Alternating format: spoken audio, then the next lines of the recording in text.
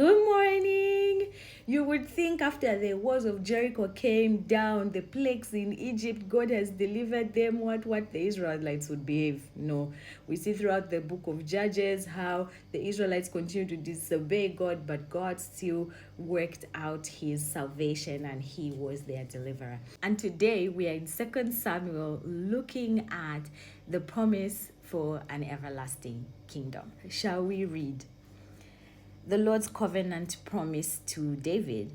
When King David was settled in his palace and the Lord had given him rest from all the surrounding enemies, the king summoned Nathan the prophet. Look, David said, I'm living in a beautiful cedar palace, but the ark of the Lord is out there in a tent. Nathan replied to the king, Go ahead and do whatever you have in mind, for the Lord is with you. But that same night, the Lord said to Nathan, Go tell my servant David, this is what the Lord has declared. Are you the one to build a house for me to live in? I have never lived in a house from the day I brought the Israelites out of Egypt until this very day. I have always moved from one place to another with the tent and the tabernacle as my dwelling. Yet no matter where I have gone with the Israelites, I have never once complained to Israel's tribal leaders, the shepherds of my people Israel. I have never asked them, Why haven't you built me a beautiful cedar house? Now go and say to my servant David, This is what the Lord of heaven's armies has declared. I took you from tending sheep in the pasture and selected you to be the leader of my people Israel. I have been with you wherever you have gone, and I have destroyed all your enemies before your eyes.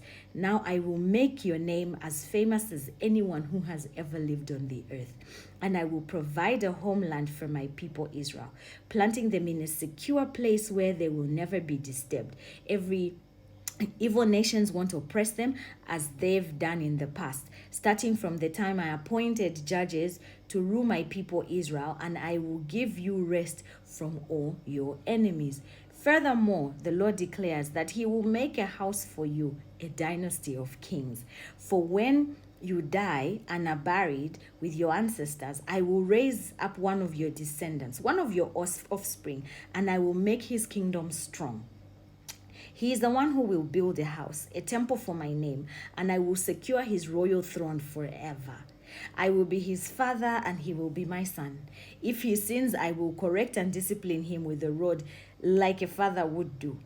But my favor will not be taken from him as I took it from Saul, whom I removed from your sight. Your house and your kingdom will continue before me for all time, and your throne will be secure forever. So Nathan went back to David and told him everything the Lord had said in this vision. David's prayer of thanks. Then King David went in and sat before the Lord and prayed.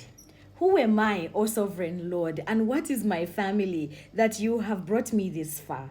And now, sovereign Lord, in addition to everything else, you speak of giving your servant a lasting dynasty. Do you deal with everyone this way, O sovereign Lord?